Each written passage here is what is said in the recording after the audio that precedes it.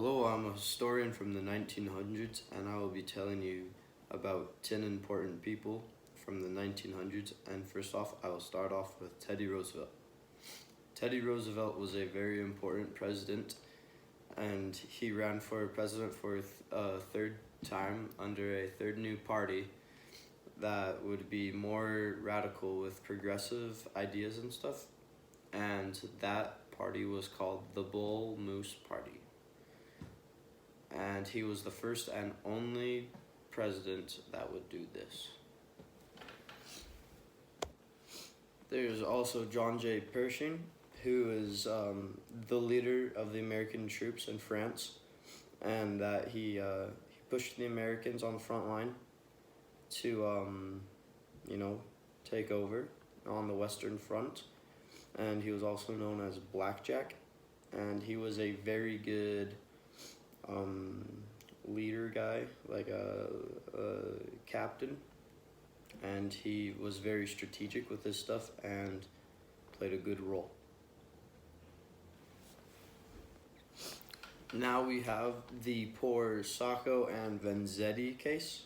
Those two people were accused of being Russian communist spies. But they were not. They were innocently killed by the Americans because they thought they were undercover spies or something like that. And they were given the death penalty. And that was the first case where anything like that has happened. We're going to talk about Marilyn Monroe because she was a very important role in the 1920s because she was a flapper. She had bobbed hair, heavy makeup, sleeveless dresses, and the dresses are short.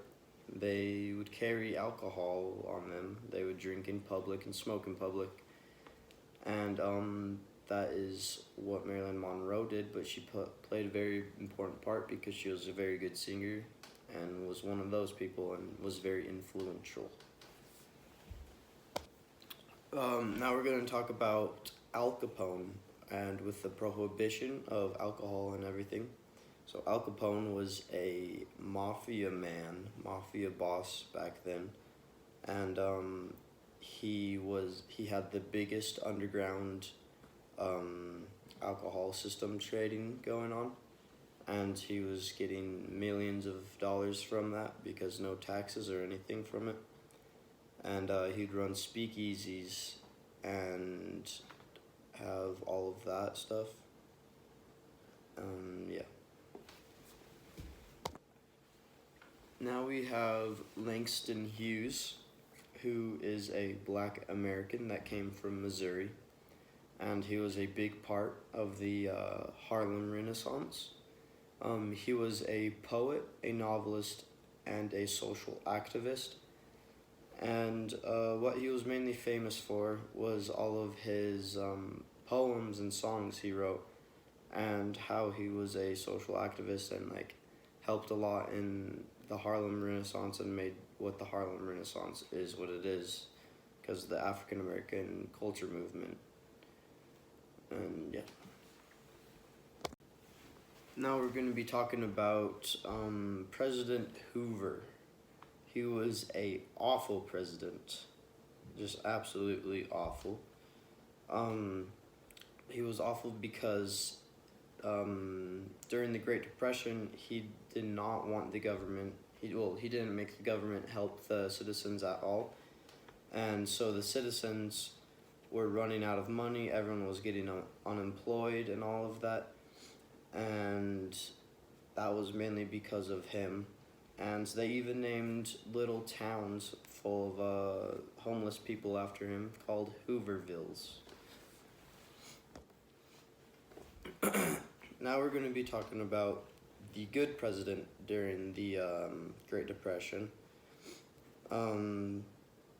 So what Franklin D. Roosevelt did was he got them out of the Depression by talking to them on the radio, telling them everything's gonna be all good, and they were doing soup kitchen things, and he was trying to stable out the economy with the best he could, and having the government actually help. And yeah. Alright, we're going to talk about Hitler now, because he was a very important role in the 1900s, especially 1940s when World War II was about. But he was a German soldier. He fought for Germany in World War I, and he built his way up in a kind of a bad way. He kind of like made his own army, and then it grew out to be the entire Germany army. What he did was he was a very communist man that was very fascist. So he killed like all of the Jewish people, or like any people that didn't have like blonde hair or blue eyes. And yes. Now we're going to talk about President Truman, because he was the president during the time of like Pearl Harbor, the Battle of Midway, and Hiroshima and stuff. He was the person that decided to drop the nukes into Hiroshima and Nagasaki. He did that because it would cause less fatalities as if the Americans ran into Japan on foot, because the Japanese were so scared of the Americans, and so they just kill more of themselves, and we would lose a lot of Americans as well. What I'm choosing for the most important invention that was ever made in the 1920s is the cheeseburger. The cheeseburger is probably one of the best food items for lunch or dinner or whatever the heck you want to eat it for. Maybe even all breakfast, lunch, and dinner. Because the cheeseburger is an absolute amazing invention.